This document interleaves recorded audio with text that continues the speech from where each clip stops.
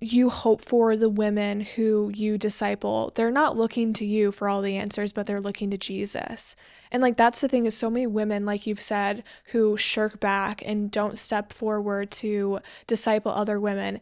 It has a lot to do because of fear of not knowing. And the thing is you don't have to know all the answers. You always just have to point them back to Jesus because he's the founder and the perfecter of the faith. I was transformed not because a woman just sat down with me, but because Jesus was always a part of the relationship.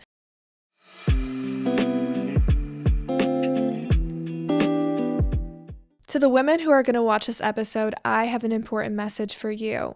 You are surrounded by women and girls who are hurting and who may not know Jesus, or who do know Jesus and still need someone to be connected to. Maybe you're called to disciple others, but you're not sure how to, and you need support. Our channel is made to support women like you who love Jesus and want to make an eternal impact on the people around them. Our vision is to make a community of women who are being supported in their discipleship endeavors, and we specifically focus on connecting women in one-on-ones.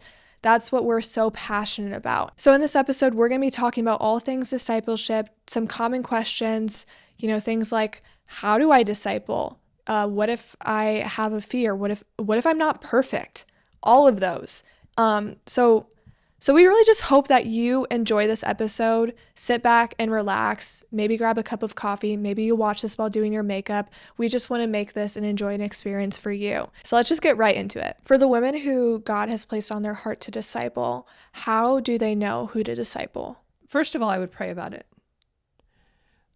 Pray for God's leading. Pray for God to lead you to someone that needs discipling. The other thing is to kind of look in your sphere of influence. Where am I at? Are you involved in some things where you can kind of meet? Sometimes it's younger women. Sometimes it's just people who are new to the faith or new to your church. Just finding people, looking at the people around you, praying again for people, being involved in Bible studies if in your church, inviting a new person to come to a Bible study with you.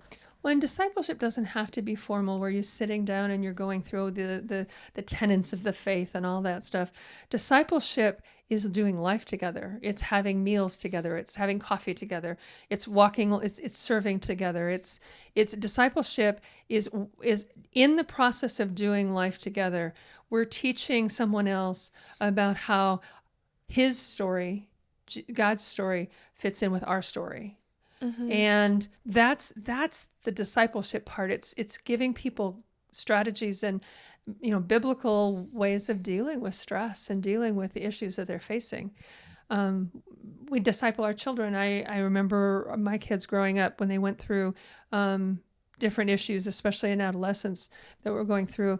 They bring me a problem, and instead of me trying to solve it, I would just say, hey, why don't we sit down and look at what the Bible has to say?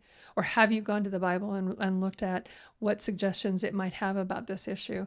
And it's just it's pointing people back to the Word of God, which is what that Bible is. It's His owner's manual. You've brought that up in a couple episodes ago where you said that you hope for the women who you disciple. They're not looking to you for all the answers, but they're looking to Jesus.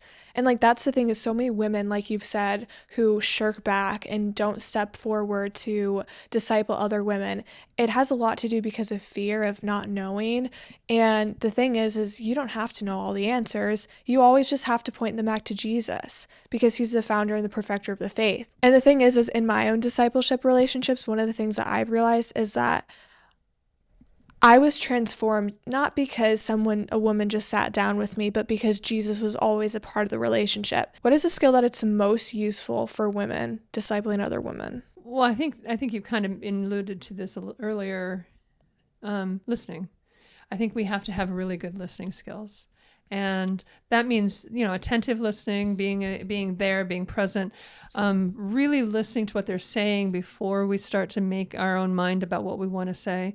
A lot of times we rehearse in our mind what we're thinking we want to say while they're talking, which means we're only listening to half of what they say. So I think listening skills are the first one. Asking and listening skills means listening more than we're talking Mm-hmm. is a huge skill. Yeah. It's like God gave us 2 ears and 1 mouth. I like that. Yeah. Okay, so we've talked about this in the past couple of episodes about listening. Why is it that we're continuing to talk about the same thing over and over and over again? Because it's so important. Because it's hard for us to do. Okay, so go off of that. So it's really hard for us to do. So how can we get better at listening? It's an intentional thing. It's a habit. We get into the habit of talking and not listening. We hear people say something and we start from what the first part of what they say. We start figuring out where they're going with that, and we start coming while they're doing that. We formulate our response, which may or may not be accurate. Yeah. Because we're guessing of where they're going. A lot of times we react to one of the first parts that they're saying, and it's like our brain shuts off the listening at that point because we're reacting to that. I met a woman and we were chatting, and she started talking about her kid, about how they were going to a new school and they were struggling at first. And then I start blurting off, oh yeah, I bet they were struggling because it's so hard to go into a new school in the middle of, a school year, or when you're transitioning at like 10 years old. Oh, my siblings went through the same thing, And then she was like, oh no, she's actually making lots of friends. I didn't even listen to why she was struggling. I was so embarrassed because I have taken so much time to study this, because it's a skill. It's not innate. You're not born with this. But I still failed. I still failed in that moment. And I realized like you could take, I've literally spent so much time like researching into active listening, and you can still mess it up. And it's a thing that you constantly need to practice and keep in mind. And because otherwise, in a more extreme example, if I continued to do that in a discipleship relationship where I was just blurting out what I thought and it wasn't accurate, that's really harming the relationship. I think it starts from something good. I think you wanted to make a connection with this woman. You saw a window of an opportunity where you could jump in and say something that you thought would make the connection. Oh, you just assumed that's the way it was, when in fact that wasn't what was going on, and that wasn't her concern. That wasn't what she was struggling with. I think that's where we have to hold ourselves back and make sure we have as much information as possible before we speak or offer advice. And that just takes experience and practice, and you learn from it. I did, yeah. And I also take that as honestly, stuff like that just makes me never want to talk to anybody ever again. But then I just realized that, okay, that's a bit dramatic. But I realized that, okay, sure, that was, that kind of sucked a little bit, but it's just something that I get to keep in mind for the next time I have a conversation with somebody else. Right. And that's what you learn, and we move forward, and that's growth. Okay, so this thing that has continued to pop up in my life is about scars. And I'm reminded of the fact that Jesus had scars, but it was after his resurrection. And I was reading an article, and it had talked about how the scars that you have show the people who are wounded that they can go to you, mm-hmm. and that they can learn from you, and that you can model to them what healing looks like, and that you understand the depths of what they're going through. And it reminded me that you don't have to be perfect. You don't have to have it all figured out to be able to disciple another person, but you just need to be honest with them and show them your transformation of like where you've come from and where you're at now. And a lot of the times I think women just need someone to empathize with them, and just to process. What's interesting is those emotional scars are the piece that sometimes God can use to reach another person who's still healing from their emotional wounds.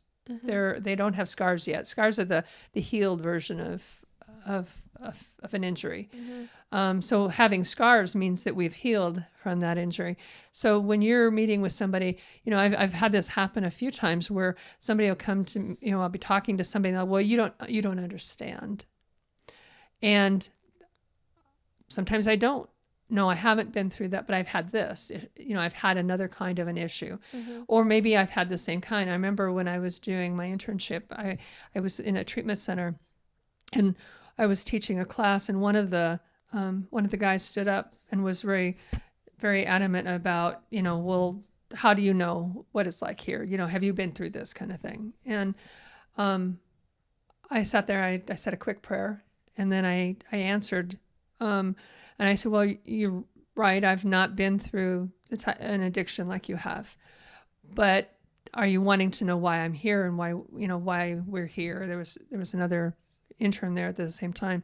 I said, do you want to know why we're here? Because I can't speak to anybody else in here, but I can tell you why I'm here. And I went on and talked about family history of alcoholism and addiction, and how important it was for me to, as a therapist, have an idea of how to help somebody go through this, and to find out what works. And what was really interesting is the transformation in his attitude, because he said, what works? And that was a really sincere question. It's like, okay, so what works? I mean, he was ready, he was going there. So my ability to talk about something in my life that was similar, that, I told him, no, I don't have, I'm not gonna pretend to have the same kind of issue that you have, but this is what my issue was, watching my family go through these things. And he said, well, what works? And I said, well, this program seems to be working. I said, follow the program and it works. And we went on and went and talked about, then I was able to get back into the class and talk about the stuff that we were talking about. That kind of a thing where we can share our scars. We can share the things that we have experienced, but we need to be doing it in a transparent sort of way, not making more of it than it really is, but letting people know that, hey, my life isn't perfect either, but this is how I got through it, will help them in some ways to say, okay, well, how can I get, what can I do to get through it too? Mm-hmm. So you're helping somebody heal and create scars. Yeah, I think that everything that you said is so important to recognize, because even if you have something so similar, it's not going to be the exact same. Mm-hmm. And so you can never truly empathize with another person, but you can show them what you've been through, and like you said, be honest. And I think the honesty is a key factor. People can tell when we're not authentic. People can tell when we're just looking at them as a project, like we're going to go in and help you. It has to be authentic. It has to be out of love. The Bible says if you can make all kinds of noise, you can do all kinds of beautiful things, but if you have love, nothing matters. It doesn't matter. You're just a clanging cymbal. You're just noise. Gong. Yeah. And I think that's where we have to be careful and make sure that if you're don't try to disciple other people, don't try to disciple other women without a love for who they are, and a love and a desire for them to also feel the love for Christ that you have. If that's missing, then don't try to do it. Don't do it just because you feel guilty or because you feel like you're required to. Do it because your passion for Christ is leading you to help others feel that same kind of passion. Mic drop. I have nothing less to say.